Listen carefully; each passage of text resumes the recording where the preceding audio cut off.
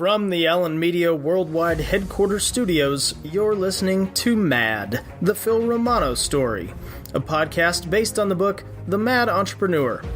I'm your host, Ryan Trimble.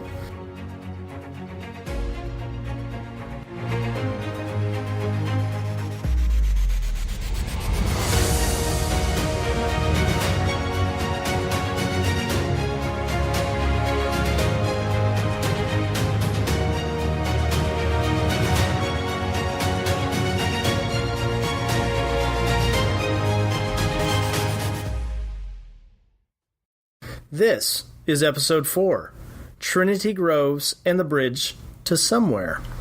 Be sure to download the previous 3 episodes of this series, available on the same podcast platform where you're listening right now. In this episode, we'll learn how Phil, a group of visionary investors, a legendary restaurateur, and a scrappy collection of entrepreneurs turned nowhere into someplace special.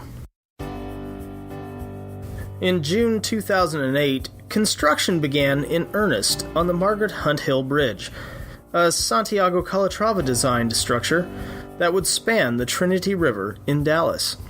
This was one of the first visible signs of the city's Trinity River Corridor project that promised to bring economic opportunities to a long-neglected portion of the city. The bridge earned a cheeky nickname, the Bridge to Nowhere, because while the eastern on-ramp of the bridge started in bustling downtown Dallas, the bridge ended in a long-overlooked West Dallas neighborhood. For decades, the forgotten neighborhood had been plagued by abandoned storefronts, empty warehouses, and increased crime. The area needed major infrastructure upgrades. There was nowhere to shop, and very few places to sit down and eat a meal. But, as usual, where many people saw the area along West Dallas's Singleton Avenue as it was, Phil was looking towards the future. He started asking his fellow investors and friends if the Bridge to Nowhere could someday lead to big returns. One investor that Phil pitched on the idea of accumulating land in West Dallas was Stuart Fitz. Fitz is a founding partner and managing partner of Trinity Groves and West Dallas Investments. Phil and Stuart met as soccer dads when their then 3-year-olds were in a league together, almost 20 years prior. The two had already started working on deals when Romano approached Fitz about West Dallas. Well, we'd started doing some investments, and Phil called me up one day and he said, "Hey, are you looking at the Dallas Morning News?" And I said, "No, I'm not. I'm not reading the Dallas Morning News. It's got a great sports section. The rest of the paper's kind of crazy." So, no. He said, "God, look at all these mortgages. People are buying up these mortgages. We ought to do that." I said, "No, Phil." I said, "I don't want to do that. That's blood money. We're going to end up owning the mortgage or the note on somebody's house that we know, and we're going to have to close on it. We're going to end up having to take back somebody's house, and I don't want to do that." He said, "Yeah, that's a good idea." Literally the next day, Phil called. He said, "Hey," he said, "I'm looking at the paper. These folks are talking about putting a bridge in over the Trinity River. You think that?" And I said, "Well, I know. They've talked about that since I was a kid. I don't know." He said, "We ought to go over there and look at land on that side of the river." I said, "I think I know a guy that has some property over there." And so I called Butch McGregor, who had kids at the same school where Phil and I had kids. And I said, "Butch, I could remember, are you in East Dallas or West Dallas?" He said, "I'm in West Dallas. I got all this property on Singleton." "Oh, okay." So Phil and I came over here. We looked at it. Butch and his partners owned a ton of property much farther west than where Trinity Groves is. So we started looking at it, got into it. We tried to buy it from them. Butch's partner didn't want to sell, so he bought Butch out, and we formed West Dallas Investments and came over here and started buying up the property close to the levee. And we had about a 8-9 year run of buying land until the bridge went in. And when the bridge went in, we said, "Okay, we've got to figure out how to activate this side." On June 26th, 2010, the 40-story center support arch was finally topped with a dynamic curved span. Phil and his investors kicked around ideas on business uses that could take advantage of the area's close proximity to downtown. In the meantime, the city of Dallas asked the investors to buy 4 problematic drug houses in the adjacent La Bajada neighborhood. Phil and his investors were accused of trying to kill the residential part of La Bajada by buying out all the houses. But that was never their intent. They were focused on creating a concept that made good business sense, while offering a return to investors and activating a depressed area. The real need came with trying to figure out something to do with all this property and land we're buying over there. We started accumulating it. It's a very defunct part of town. We started accumulating land because I kind of visualized that was the only place and the only way it could grow. And all of a sudden, we end up with 100 acres of land. And it's like a dog chasing a car. What do you do with it when you catch it? So we said, okay, we got to start thinking about this a little bit. And we had all kinds of charrettes done by University of Texas. They came down there and they come up with these ideas, and these are developers and urban developers from around the world come in, and they said they come up with 2 good ideas, and we had about 6 or 7 of them come in, different companies come in. Every time they came in, I had to make a presentation to us, and so I had the people from the city council come down, the mayor, the city manager, and stuff, just to show them the potential out there of what they had. And they wanted to make sure that something good was being on the other side of that bridge, because they didn't want it to be a bridge to nowhere. So they were all very interested in what was going to happen there. So the ideas they came up with, one was let's make it a premium green area. We got all these major companies in the United States that want to make a statement in premium green, non-carbon. They put their big iconic building there. They keep all the IT. We don't care. We just want buildings down there. The other idea was make it the new financial district for the United States. Here we got the Federal Reserve right down the street.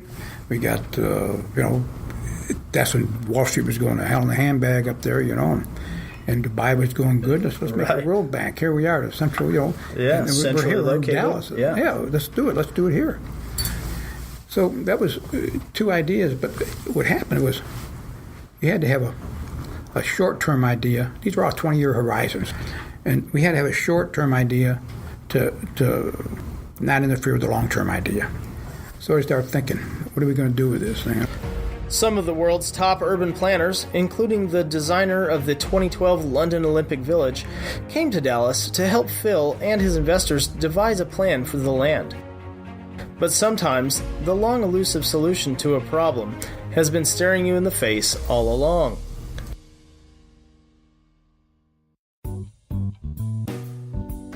E-commerce guru Nicole Martins Ferreira believes the modern definition of entrepreneurship is about transforming the world by solving big problems, like initiating social change, creating an innovative product, or presenting a new life-changing solution.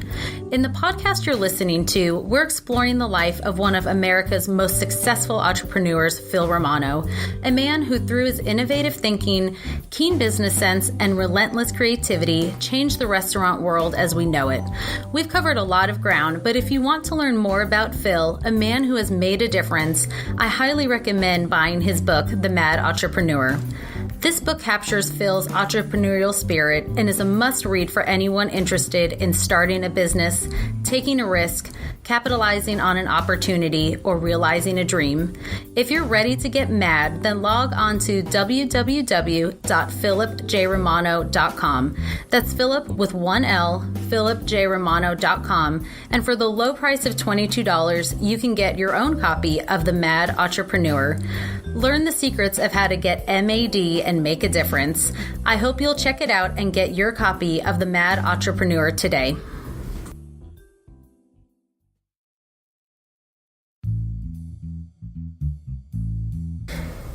One day, after all the back and forth on what to do with the land in West Dallas, Phil went to his partner Stuart Fitz and told him that the restaurant industry needed some fresh concepts.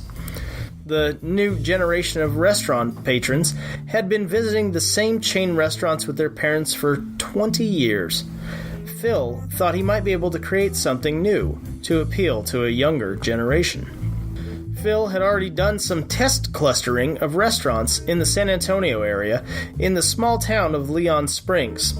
He had put together some very successful concepts, including the first Romano's Macaroni Grill, Cozy Mel's Coastal Mexican Grill, and Rudy's Country Store and Barbecue, plus a dance hall. And people were patronizing these establishments in droves. Phil thought he could do the same thing in Dallas, but this time he'd do it with a new twist. And all of a sudden, there's a lot of studies and stuff done, which I got able to have privy to, about the millennials. There's a whole group of young people out there called millennials. I call them new people. Okay, and they don't like anything we've done. They don't like the restaurants they've been going to with their parents all their life. They're out of college. They know everything Ready now. for They're something smart. different. They want their own drummer to march to, Sure. So they want different. They want something different, something new, and everything else. So I said, well, what I think would be a good purpose, is to create new concepts for new people, new concepts for these millennials. Mm-hmm. And who better to do that than new people? New people. So we did like a Shark Tank. We got these people together, and we got the first big thing we had out there was the trucking terminal. We got that, and they divided up into sections, 2,500 square feet each. Uh-huh. We had plus outside dining. We seat about 125, maybe 150 people sometimes. And we said, okay, let's got to fill these things up now with restaurateurs, young restaurateurs that want their own business, want to have their own deal and go forward with it. So we got the Shark Tank. We interviewed probably 550 different people to get 20 people, 20 restaurants, okay? And we get these kids, and we'd bring them in, and we had a little committee. And in fact, I had some millennials on a committee because they'd come up with an idea, and we'd say, "Oh, that's not going to work." And millennial would say, "Yeah, it's good." We'd say, "No, we thumbs up, thumbs down." But anyway, we got them in. We start interviewing them. They came in, and we talk about their idea. We kick it around a little bit, and then we would make them do a 5-pager. See what they knew, what they didn't know, and then within that 5-pager was what it was going to be looking like and the size and all that stuff and their food and all that. We'd let them cook their food, we'd taste their food, make sure it was consistent, make sure they knew what they were doing, and we'd check them out too. So finally we'd come up and we'd said, okay,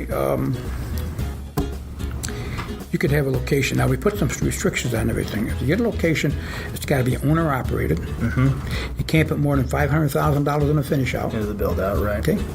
And it's got to be unique and different. Okay. There's no guarantees on the lease. You can walk anytime you want. Have no money in it. The only thing that's going to kick you out of there is not being successful. Uh-huh. So, and we're there to help you. Pretty good deal. We're there to help you. So, we pick a guy out and say, okay, we're going to give you a location.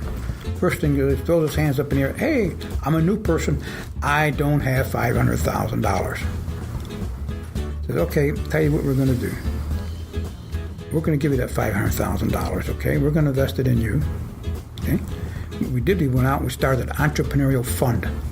We got businessmen, vendors. They're going to be doing business there. Businessmen. I put money in. My partner put money in. Individuals put money in. Corporations in town put money in. Okay, we made $12 or $13 million. We had. And we said, okay, we'll put up to $500,000 in your concept. If it's less, it's still up to $500,000. Mm-hmm. We will be orchestrating it, spending it. If we did that, we'll be a 50% partner with you. We'll be the general partner to make sure it's done right. Yeah. We're going to be there to help make you successful. You just got to make this thing work. Okay?